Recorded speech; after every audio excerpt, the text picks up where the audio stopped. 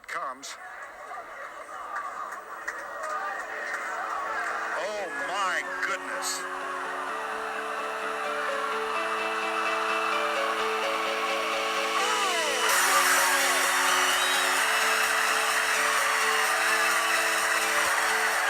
In your life have you seen anything like that? There it is. A win for the ages.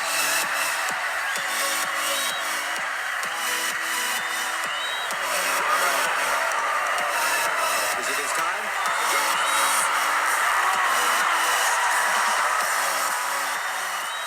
Hello and welcome back to another episode of the Putting It Straight podcast, the podcast where we talk about everything in golf. I'm your host, Matthew Fieldsend, and as always, I'm joined by my co-hosts, Simon Dainter and Tom Palmer. On this week's episode, we'll be taking a look back at the Players' Championship from last week. We'll be building our ultimate golfer, as well as answering a question from one of our listeners. We'll also be doing a swing review and looking ahead to next week's Honda Classic on the PGA Tour. So let's get into it. Lads, how are we doing? You okay? Yeah, all good, Yeah, mate. All quality, good. thanks, mate. Really Even good. better because you scored -5 last week. Oh, it didn't take you long to get into it, did it? No, I had a great week at the office. Take you long. I've got to say, I was really disappointed. I felt like Tommy was coming into some good form, but I think he made a 6 on 17 in the first round that derailed him a little bit, and he never really recovered. So I'm sure I'm going to get a bit of flack. I've got my violin here for you. I'll start playing it in a minute. Yeah. You know what? You can put it away. I don't want it. I don't want any part of it. None of it. Great, There was quite a lot of players that didn't perform though. Yeah. Oh, yeah. Loads of players that didn't perform.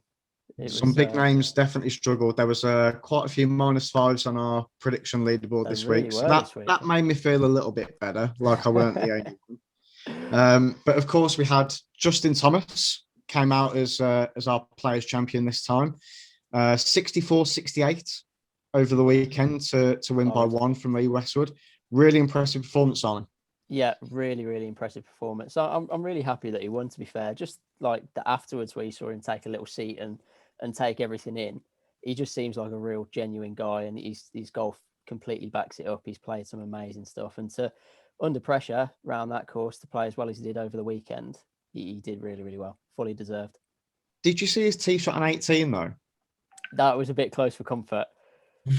That was a bit close for comfort. Height. The look he gave his caddy when he walked back to his bag was as if to say, "Didn't mean that." That was a bit close. It really did, yeah. I think he definitely a little bit towards the toe on that one, I think. But for sure, Tom, I think we've got to mention Lee Westwood again. Second last week, and then second again this week. Brilliant. I mean, I'm gutted that he didn't get the win. He was close though, weren't he? But brilliant play again from Westwood, isn't it? Yeah, it was fantastic. I mean, like I said last week, when I put a bet on him to win the Masters, he was 110-1. Now he's 33-1. So, really? You know what I mean? Yeah. Really? So I had £10 each way on. So if he wins or does any good, got some serious cash. If only your picks on this podcast were as good as your bets. I know. But to be fair, though, I have turned it around now. You have. I've got to give you that. There's been a big swing. Props. You've turned a little corner. Told you, didn't I? I was going to start off slow and then build my way all the way up to the top. You have. I think one of the things with Lee Westwood was his mentality as well. Like even after that, for some people, that's a bit crushing. 2 weeks in a row, back-to-back seconds, not quite making it after playing such good golf. And let's face it, he played some really, really ropey stuff on Sunday. Some of the shots that he hit were pretty bad at anyone's standards. But he's come back, and the stuff that he's put out on social media, yeah, maybe not your standards, Tom. The stuff he's put out on social media, he's just saying he's enjoying it. He's taking loads of positives from it, and he's just enjoying playing golf. And I think that's a massive part of why he's doing so well. You can see it as well. He really looks like he's enjoying his golf. But it was the fourth hole saw 2 of the worst shots from professional golfers you'll ever see. That was shocking, that was, wasn't it? Bryson topping a 3-wood into the water, which I had to laugh because I think the commentators had said earlier in the day when they do their hole flyover, they'd said that water's only really for the members or for us mere mortals. The pros don't even see that. And then Bryson goes and tops it in there. And then Westwood hits a what we're calling that, snap slice? A banana slice, I think you call it, yeah. It was, two terrible goal shots back to back. But did save bogey though, Westwood did on that. It was a good bogey in the end. Yeah. It was a good bogey. But, I mean, we talked last week about Bob Tway making a 12 on the 17th, and we nearly had somebody beat it this year. Yeah. Ben Ann made an 11, Simon. That was hard to watch. It is difficult to watch because it was flat calm as well. It's not as if it was blowing a hoolie and he's got somewhere to hide. He just hasn't got anywhere to hide. And I think that's the thing about the 17th, is that if you haven't got your game, or there's a little bit of a chink in your armour and it's not quite there, you're going to get found out. Yeah. And that's exactly what happens to these golfers who make big scores. I mean, they're professional golfers at the end of the day. Yeah. And I think the other thing this year was that green was only relayed 2 years ago. So they were saying that green was a lot firmer than the other 17 greens. And it did look quite bouncy, didn't it? When they hit the green, I kept thinking it's going to just end up in the water. Yeah. But they were definitely having some trouble trying to hold that green. But no, it was another great event. It really has that major championship feel when you watch it. I mean, watching it on Sunday was brilliant. It was so good. But yeah, Sam, do you want to run us through the results from the prediction? Yeah. So things have got very tight between us now, thanks to your -5 this week. It's done absolute bits for us.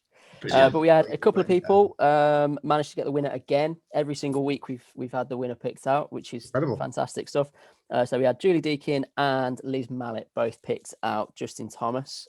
We had Dale Housden pick Lee Westwood. He's having an absolute flyer. He's doing really, really well. Yes. And we also had Tim Hodgson pick Lee Westwood as well. So we had some really good picks. Like you say, lots of -5s, lots of the big names up there not doing so well.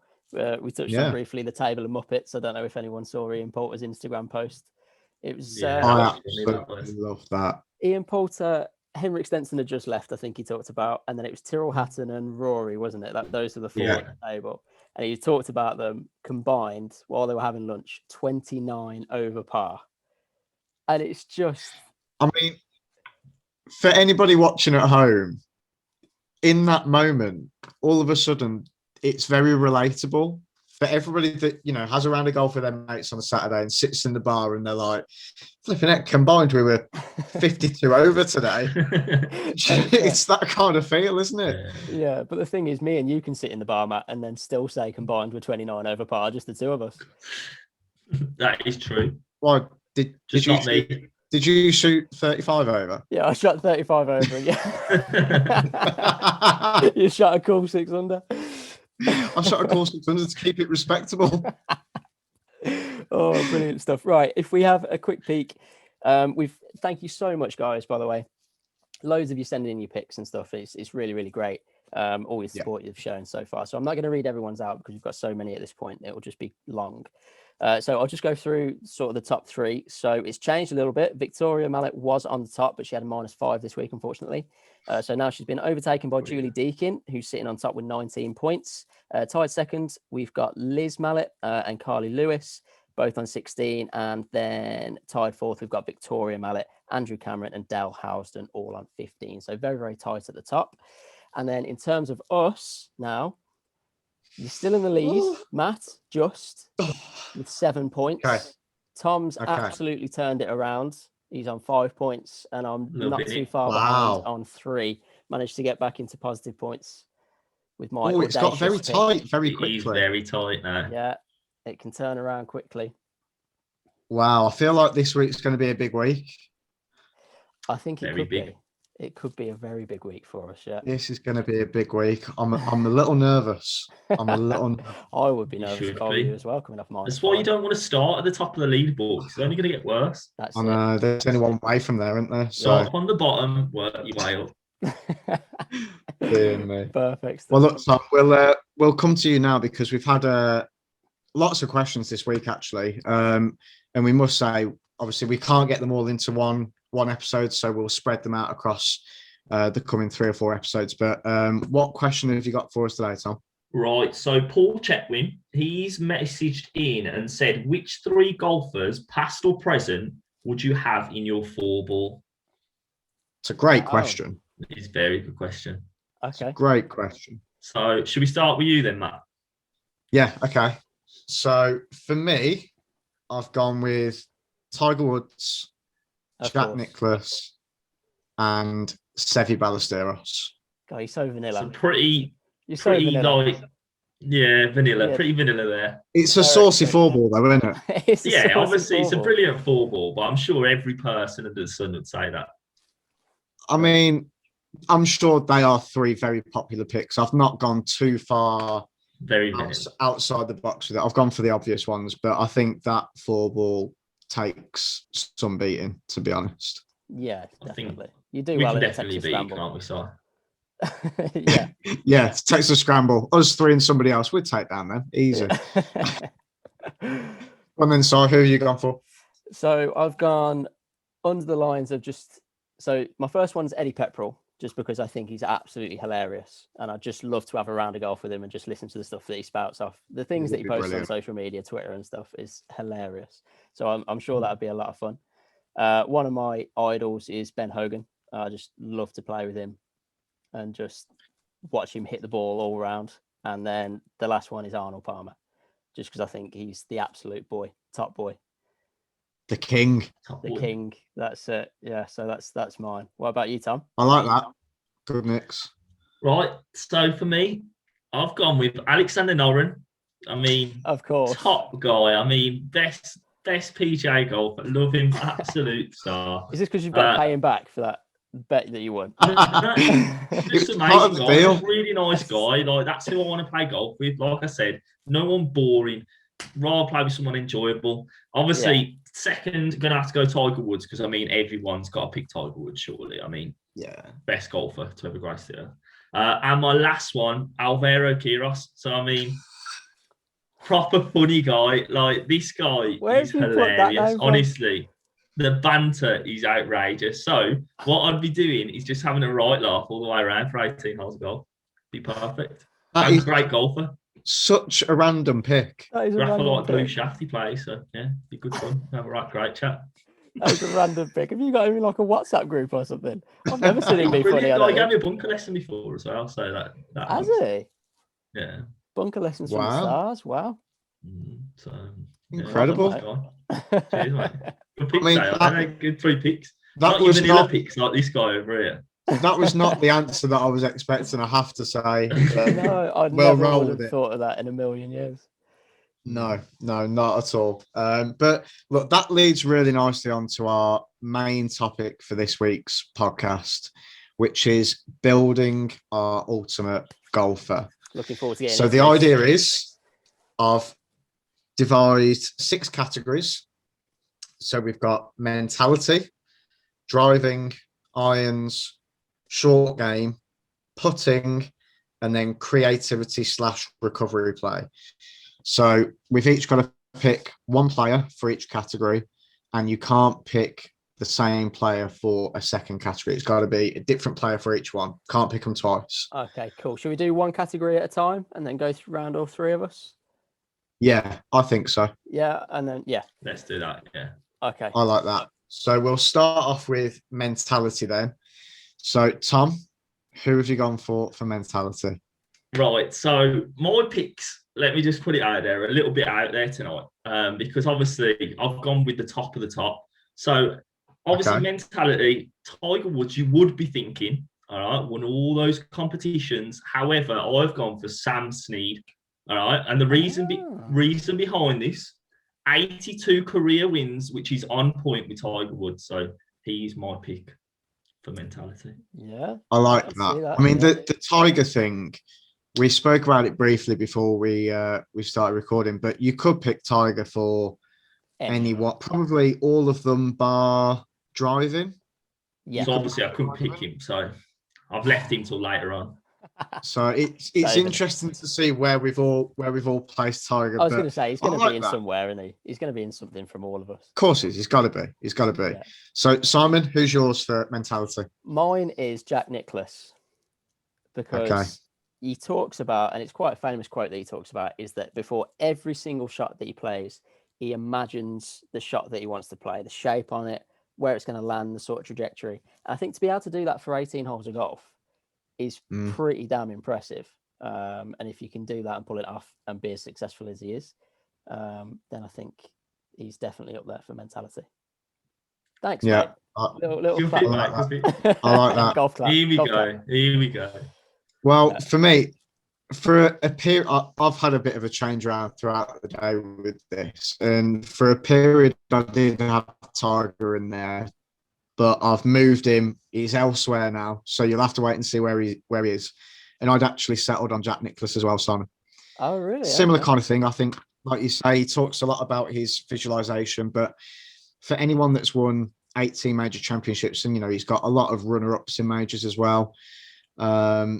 And he just seemed such a calm demeanor on the golf course. He just seemed unbeatable at times. So for me, for somebody that's won that amount of majors, that amount of seconds in a major, they've got to have something different about them mentally that means that they can keep putting themselves in those positions. So that's why I went for Jack. Great pick. Yeah, fantastic pick. Best pick, I'd say. Correct. Best pick. I'd agree. Yeah. Right, moving on then. So driving. Simon, we'll come to you first. Driving. Driving. Pretty obvious one. Not the best this week, but I'm going to go Rory. He is one of the most impressive drivers of the ball that I've ever seen in my life.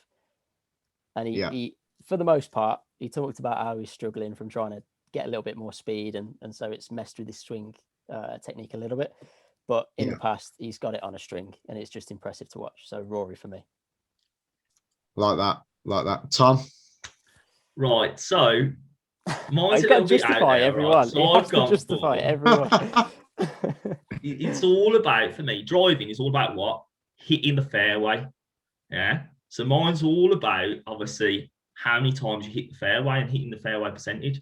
So I've gone for Jeff Maggott from 1999 season because out of 1,029 drives, he hit the fairway 838 times, which gave him a driving accuracy of 81.44%. That is impressive. That is quite impressive. That is the reason I've gone for Jeff. So what you've done now, I mean, presumably he was a pretty accurate driver over his career, but what you've done is selected his best season, prime Jeff Maggott from 1999. I just want that year for his performance. Yeah, that's interesting. That's a different tactic. That was, he's done his homework. Fairways all day long. So my guy's not missing fairways. He's on there all the time. Tom's been hitting the books this week. Unbelievable stuff. I'll tell you what, I've just been doing the stats now. Literally, I'm taking this seriously. I like that. I'm a fan. Jeff doing the bits. Well, don't actually know who he is, but Jeff is doing the bits. Never heard of him.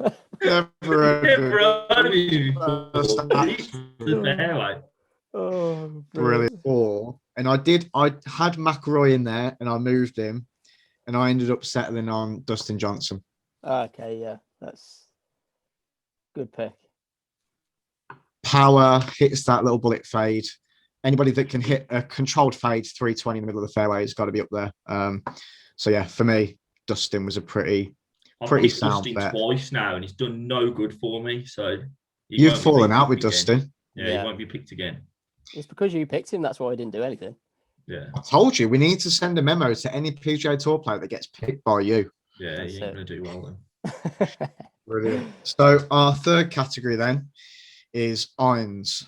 I mean, I found this quite a tricky one. Yeah, it is a tricky one to settle on. Easy. So, Tom, we'll start with you. Who have you gone? So this is my Tiger Woods pick. All right, from the year 2000, though. All right, and the reason behind this: 82 rounds of golf in the year 2000.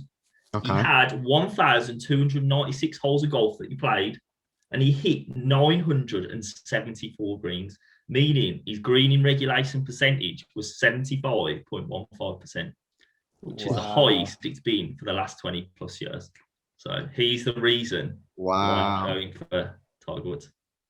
I'm really impressed, Tom. I've got to say, to be honest. Do you know what I mean? Stats don't lie, do they? Stats don't lie. I was not prepared for this level of detail. You know what I mean? I've gone in. It has to be the year 2000 as well. That's his performance in terms of irons. He's Just got prime eras, Tiger he's Woods. got So I've got stats. Jeff, who's hitting all the drives down the middle. Then I've got Tiger Woods' iron play. It's always going to be hitting the green. So it's a no-brainer. Mate, he's spent at least 20 minutes on the internet. At least 20. Yeah, I've spent a good hour, half hour looking at this. Oh, that's brilliant. Go on then, Si, who have you gone for? Well, I actually went for Tiger Woods as well. Because in the year 2000, he played 1,900. Just because he's one of the standout people. He can hit any shape that he likes. He's one of those sort of almost Jack Nicklaus, and he visualizes it and he can see the shot and he can hit anything he likes. And some of the shots that he hits, I mean, one that stands out for me was the US Open Olympic Club, I think, where he's long par 4, the green slopes from left to right. He's on the right-hand side of the fairway and he's hit this low, stinging hook all the way up and held it against the green. And it was just one of the most amazing shots to see. So, yeah, Tiger was for me for iron play. No-brainer. Love that. Very good. Very good. I've gone slightly different. I've rolled the clock back. Tom Watson. Okay. He was in his time, in his prime. He was the best iron player on the planet. It was always his putting that tended to. This was before stats were invented. Have you got his stats though, bro? I could probably find them for next week, bro. But I mean, I remember obviously the one time that we would have probably all seen him play was the Open Championship at Turnberry, where he should have won. And I mean, his iron play that week was just ridiculous. So yeah, it's a bit left field. Again, I had a few different names in there. I had Tiger in there for a short period of time, but yeah, I've given it to Tom Watson. I can see that. Yeah. A bit different. Now, I'm probably going to get a bit of stick for my short game pick. Okay. So fire away. Go for it. I mean, the obvious ones are like Phil Mickelson or a Luke Donald or something like that. I've gone for Brett Rumford. Okay, yeah. Rummy has the filthiest short game. Rummy on the mate Rum. My mate Rummy. Honestly, if you talk to any of the guys out on tour and ask who's got the best short game, they will all say Brett Rumford. It's just ridiculous. So, for me, cool. Brett Rumford. How about you, Simon? No stick there. No stick, mate. That was a good No, call. I'm pleased. I was expecting a little bit of flack, probably from Tom. It's one of them ones, isn't it? Like, at the end of the day, stats don't lie, and you can pick who you want, but stats are obviously the most important. He's going to get that tattooed across his shoulders. He is. Stats don't lie, yeah. SDL. Well, you mentioned him anyway when you were talking then. I've gone for Phil Mickelson. I just think some of the shots that he hits, I don't think anyone else on the planet could hit. Some of the up and downs that he's had are incredible. So for that reason, I'm sticking with Phil. I'm happy with that. Yeah. Fair enough. Tom?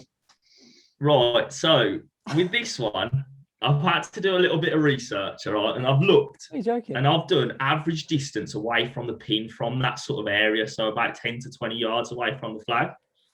Right. So obviously we're looking at that chipping range. Okay. And the guy I've gone for is Mike Weir from 2010, because on average, out of, let's have a little look, he was 4'11" away from the flag on average out of 122 shots. So that's not bad at all. It's quite a limiting stat though, 10 to 20 yards. Doesn't matter. He's still in there all the time. He could be hitting little chip and runs there though. But he's there, mate. He's there every single time. He's just getting it close. And if you think to do with chipping, get it close, and then whoever I pick for putting is going to do me the business. Yeah, but over the course of a season, I mean, if he plays 24, that's the season I'm picking. It's got to be the 2010 season for him. But that's only how many chips did you say? 122 he had. So that's not a lot. But it doesn't matter if he put every single one inside that dustbin lid. I think you've let yourself down with that pick. Yeah, definitely. No, it's got to be the pick. You're getting inside every time. Do lie. Every single time. Stats don't lie. He's the best chipper. He's not. Not It necessarily. obviously proves it is. No, during because that he might have season, he's got easier the best chips than stat. other people. He might just have easier chips. That doesn't mean he's the best chipper. There are He puts them every single time. Honestly, I think that there's about 100 different golfers that you could have picked before Mike Weir. Nah, Mike Weir doing the business for me. Oh. Who are you picking for putting? I've gone. So this is where I finally settled on my place for Tiger. Just known as probably the all-time best clutch putter. And I want to try and remember a stat. I can't remember what year it was from. I want to say 2005. It might have been 2006, but where he missed one putt inside of 10 feet for an entire season. Wow. Which, when you think of it, is just ridiculous. That's insane. So for me, I'll have to check that stat out. Prime Tiger Woods. I can check it for you. Check the archives, mate. Check the archives. Get on the internet. See what you can find. I'm pretty sure I've checked this stat already, and it can't be true. So yeah, so that's my place for Tiger. Clutch putting, he was right up there. He seemed to always deliver when he needed to. So I can see that. There you go. In terms of like technique and actual like putting stroke and hitting good putts, I've gone for Brad Faxon. Because he's just great pick. Yeah, he's notorious for being one of the best putters around, if not the best putter. Yeah, I mean, the tour guys. So, and that's Rory's been working with him for the last couple of years, and takes his advice. And there's plenty of others that have. Ben Crenshaw was another one that was close on my list. Yes, yeah. The two of them in their era were absolutely red hot on the green. So I like that pick, Simon. Thanks, mate. This is very wholesome this week. This is very nice. Got good vibes. I'm going to get slated again in a second.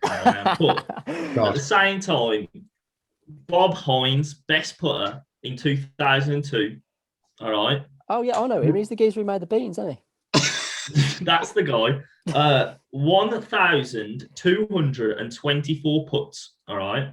And he one-putted 573 of those putts. So every time he was on the green, it gives him a 46% putting average. So what of one putting? Again, this is a weak stat. That's very good at putting.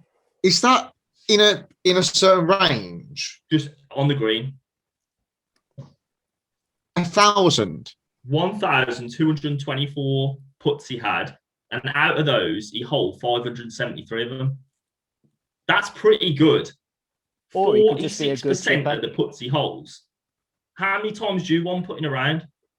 That's misleading though, because as Simon just said, he could have missed a lot of greens, chipped it but at the same time, he's putting. It doesn't matter about him missing greens. It doesn't matter about he's putting. If those 500 and whatever one puts, if 450 of them are just a 1 foot tapping, it's not a particularly impressive stat, is it? Puts put. If the ball goes in the hole, he's hold it. He can't do any more than that, can he?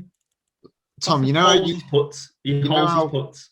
Like 2 picks ago, me and Simon were really impressed with my stats. Now they've gone down the drain. I've just gone with the best putters on tour, the best chippers, the best. I've not heard of him, let alone know him as one of the best putters. Nah, we've got it. That's the guy I'm going for. Tom's done so much work. I've gone for a different one. Creativity though. All right, go on, hit us with it. Creativity. Moving on. No stat. Let's forget about it. Yeah. Creativity, no stat. Okay. So I've gone for Bubba Watson. Okay. Yeah. Because he just creates his shot, don't he? Like, obviously, the amount of movement he gets on the ball and everything. He's trying to play big slices, big hooks. Obviously, he just can, that imagination. Yeah. What was the Masters? Lots of creativity. 2014, where he hit that 50-yard Masters with a pitching wedge. Oh, yeah. Ridiculous. Not many people could do that. I think, obviously, it helps that he's left-handed.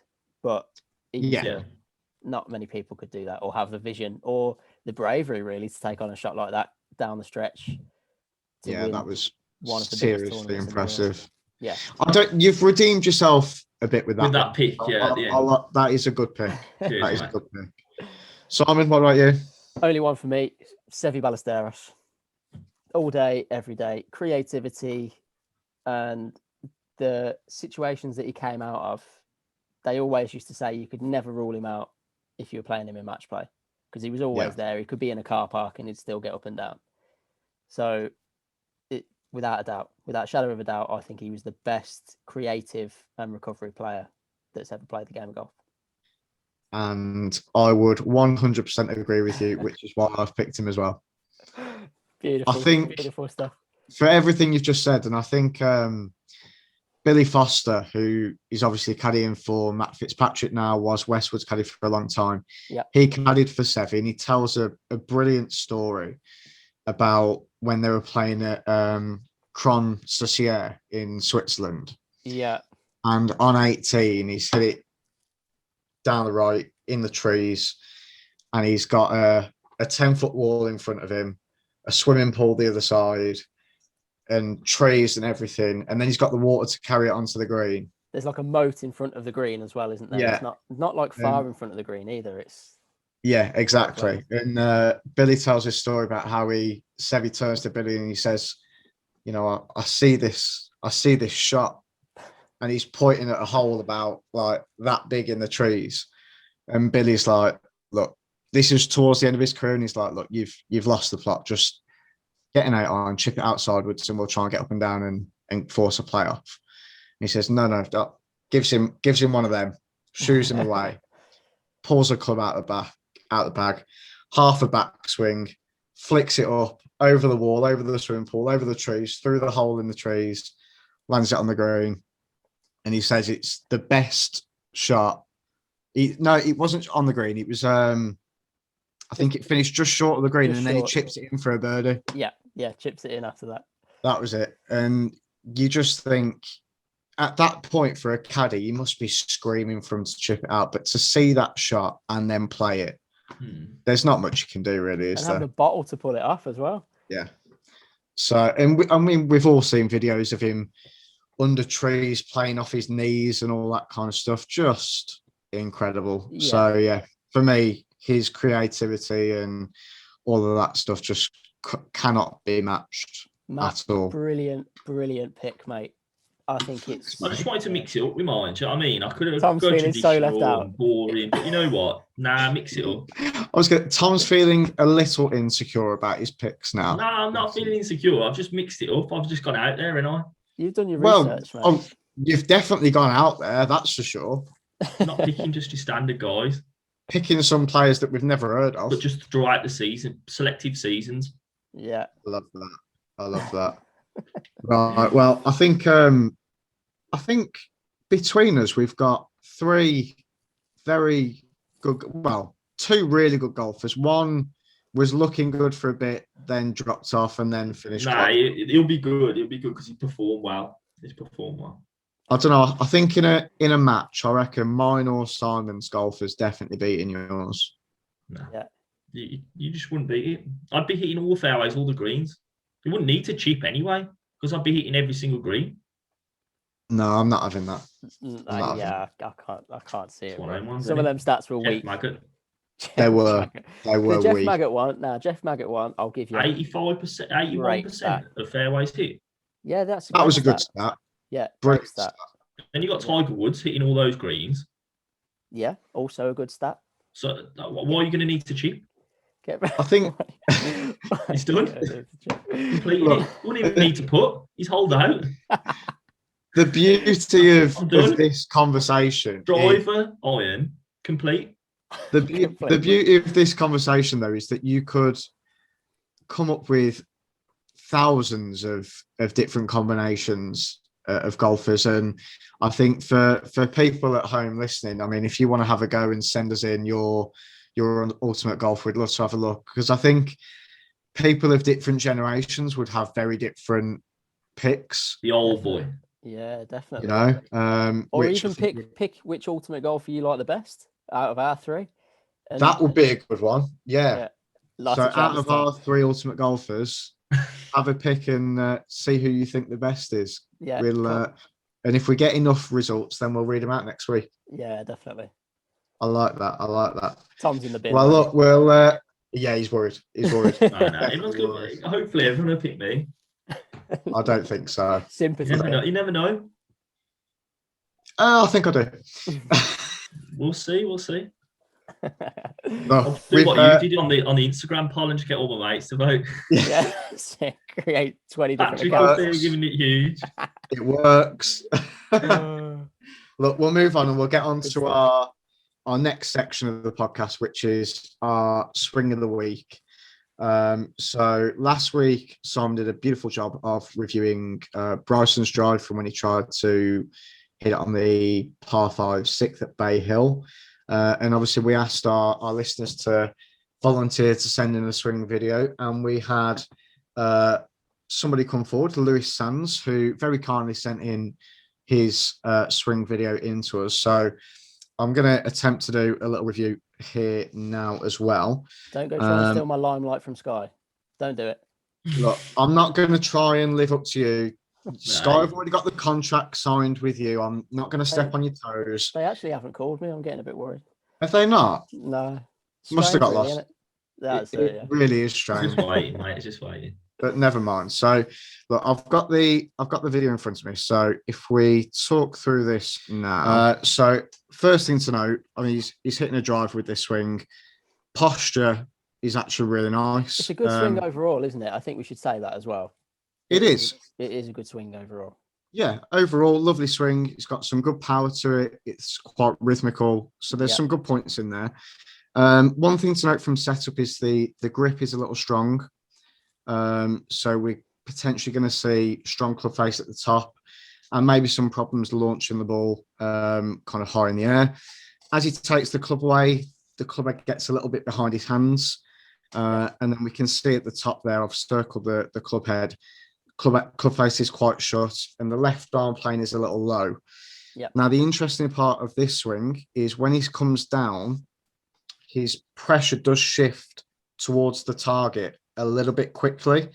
Now, with an iron where we want that downward strike, that's not a bad thing. But with the driver, it's just going to mean that we've got a bit too much of a descending blow on the ball. So it's going to it's going to be a bit difficult for us to launch the ball in the air. So I think if one of us three was working with Lewis, I think we'd probably be trying to help him keep his center of pressure a little bit more behind the ball so that he can launch it a little more. And perhaps as well with the sequence on the way down, or in the backswing side, we see the hips and the torso just moving at slightly different rates. The hips get a little bit restricted and then the arms tend to lift to the top of the swing. So obviously, like with every golf swing, there's things that we can work on. Really good swing, though. Really good swing. Yeah. But it is a really good swing. I know it sounds like I've taken into pieces there, but it is a good swing, and you can tell from the rhythm that he can play golf. He's got good coordination, nice full finish at the end. So yeah, a couple of bits to maybe tidy up, but pretty tidy swing overall. I think with the stronger club face as well, you've got to start looking at things and start looking at players like DJ. Matt always knows about strong club face position as well. Look, I'm an advocate of the strong club face. There's a lot of very good players that play with a strong club face. I agree. There's just some points that don't match up with it. So if you're going to get sort of onto your left side and a little bit lateral and then a little bit steep into the ball, it doesn't match up. If you can try and get a bit more rotational, like if you watch DJ, how much rotation he's got to help him launch it because it's so strong at the top, then you win. Yeah. Anybody that gets a strong club face, rotation is the key to their golf swing. Yeah, for sure. If they can clear their left side and get out of the way and keep the club face passive, they can play good golf from there. So no, really interesting. So last part of the podcast then, guys, a look ahead to next week's event on the PGA Tour, Honda Classic. Iconic. It's a good I stretch feel like of we golf, say iconic every week. I've just thought that. I've said iconic again. It's a good stretch of golf this past few weeks. Very iconic. It is a nice, that Florida swing is a good one, to be fair. Yeah. Another iconic venue. So we're at the Bears Club this week, which obviously has the formidable the Bear Trap. Bear Trap. 15, 16, 17. Hear the players talk about that stretch of holes a lot. It's a tough one. So yeah, I think a lot of there are quite a few tour pros that actually kind of practice at the Bears Club. They use it as their base. Great facilities there. So I think it'll be a really interesting event this week. So if we dive into it, Tom, Yeah. What is your prediction? Now, with all this research that you've done this week, Tom, all this research, I'm expecting impressive. It's going to be a good one. It's going to be a good one. Let's see it. I'm going for Daniel Berger. Okay. Yeah, I see it. He's been playing really well. Yeah. And I've got good vision of him doing well this week. That wasn't the level of stats I was hoping for. No stats involved in this one. Just gone for it.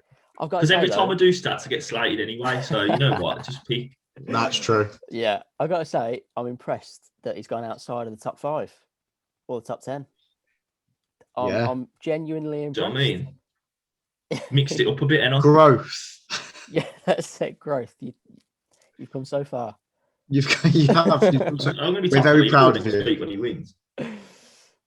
Brilliant. Big statements. Yeah, I can see that though. Good call. Good pick, mate. Thanks, mate. Thank you. Okay. You're welcome. Okay. Right, Simon, who have you gone for? So I've gone for Sung Jae Im, the Byron, this week. That's a good pick. That is a very good pick. He had a really decent week last week, which we saw was a tough course. All the big names that were struggling. So if you played good golf last week, your game's in a really good place. I think he finished on -7, which was tied for 17th or something. So good. Had a strong last round, didn't he? Very strong. Started 600 in the last round. Yeah. Yeah. So yeah, good week. He won it last year as well. So it's somewhere that he's really, really comfortable with. You've touched on previously how well he plays in Florida. And I just think that it could be his tournament. That is a good pick. I mean, I'll be a bit gutted if he wins because I picked him at the Arnold Palmer, didn't I? Yeah, you did. He had a decent finish, but it wasn't quite what I was looking for. And like you say, another good week last week. Loves playing in Florida. So, I mean, you don't often see players go back-to-back at the same tournament. So it would be an interesting one. But I do think overall it is a strong pick. Cheers, lads. I'm being really nice to you tonight. Yeah, you've been the cream society tonight. Oh, friend. Oh, Drayton Park logo, friends. You can't see it, but we're holding hands. Well, I've gone for someone a little bit outside the box this week. I've gone for Russell Henley. Ooh, hey. You sure you want to be going outside the box that far on as you're only a couple of points ahead? Yeah. I've got, as you say, Tom, stats don't lie, and I've got some stats. Go on then, what's his stats? Yeah, let's hear these stats. Ready? Come on then. Right. So you've heard the term horses for courses, haven't you? Yes. Yeah. So won the event in 2014. In the last 7 years, he's played every year for the last 7 years. He's only missed the cut once. He's just trying to secure his no negative points, isn't he? Trying. Don't give me -5. He's sweating. In last year's event, sweating. I'm telling you. In last year's event, he came tied 8th as well. So clearly a golf course that he enjoys going back to. He's been a little quiet this year. I think he had a decent finish 3 or 4 events ago. But yeah, it's one of that. I'm going for the history at the event rather than current form this week. So that is a big shout, Matt. That is a risky shout. Coming off -5 when you could be at the bottom of the leaderboard. That could be a back-to-back minus. We ain't had that yet. Yeah, but at least I've not just done what Tom does and gone, I'll just pick the highest ranked player. I haven't done that. I picked Bryson, who's done really well lately. Rory did shocking. I picked DJ a couple of times. DJ's done absolutely shocking for me, so I've scrapped him off. You sound a little bitter there. I know. Go on. If you're not performing, you're not being selected again. DJ's not ever been picked again for me. No matter how well he's playing, he's out. That is a big shout. That he's gone. That is big. Now it's important to mention at this point, and we've started having a few conversations about this. We've been thinking a lot about our prediction game and if there's a better way of doing the scoring system. So we're hoping next week we'll bring to you a revamped, revised scoring system to make it a little bit more fair. We're changing it. When was this? We're changing it. Well, if you'd have replied on the group chat, you might have seen the messages. He was too busy on Google, mate, getting stats. He can't reply to messages. outrageous. Use the stats from the 1997 season. What's happened here? The thought process being, there should be something in place where you get more points for picking a player that is like lower ranked, like a bit more of an outsider. Because you're coming against me, yeah. I see how it is. That's exactly what's going on. Picks a couple of favourites, boom, you don't get as many points now. Basically, you brought this on because we'd had some comments. Tell you what, this has been a private conversation. I've heard nothing of the sort. Literally, I'm listening to this for the first time on the podcast. We've had some comments in from some of the listeners saying, look, Tom's just picking favourites every week. Surely over the course of a season, he's going to have an advantage. So I think we do need to address that. So next week we should have. Salty.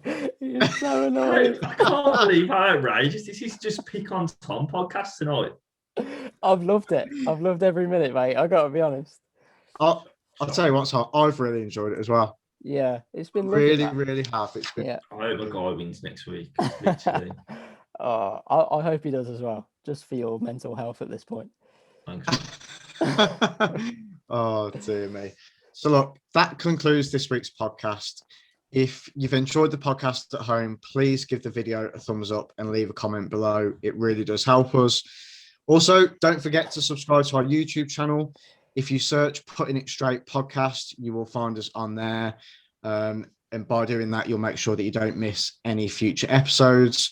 And of course, be sure to follow us on our social media platforms. We're on Instagram and Twitter. Look for the handle @PutItStraight to follow us on there. And of course, we still want to hear from you. Any questions and thoughts that you've got, please email them into us. The email address is puttingitstraightpodcast@gmail.com. Thank you very much for listening, and we will see you next time. Cheers, guys. Thanks very much. See you later. Yeah. Oh my goodness.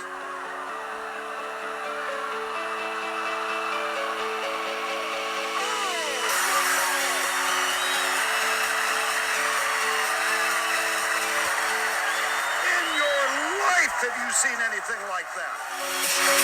There